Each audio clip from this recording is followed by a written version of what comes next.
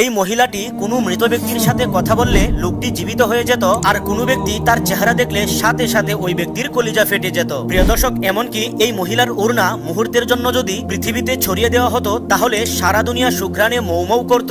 এই রূপসী মহিলার একটি হাত যদি সূর্যকে দেখানো হতো তবে সূর্য তার অস্তিত্বই হারিয়ে ফেলতো। এমনকি সে যদি সমুদ্রের উপর থুতু ফেলতো তাহলে সমুদ্রের পানি মিষ্টি হয়ে যেত। তার ভালোবাসায় কোনো প্রতারণা নেই, তার কোনো হায়াজ নেফাজ হয় না, কখনো বৃদ্ধ হয় না, এমনকি তার কখনোই মৃত্যু হবে না। এতক্ষণে মনে হয় মন পাগল হয়ে গেছে তার পরিচয় জানতে। হ্যাঁ প্রিয় দর্শক, এটি দুনিয়ার কোনো মহিলার বৈশিষ্ট্য নয়, এগুলো জান্নাতি হুরদের বৈশিষ্ট্য। আমরা যদি নেক কাজ করে মরতে পারি তবে আল্লাহ তাআলা এমন বৈশিষ্ট্যের অধিকারী 1 নয় 2 নয় 70 জন জান্নাতি হুর আমাদের খেদমতের জন্য নিয়োজিত করে দিবেন।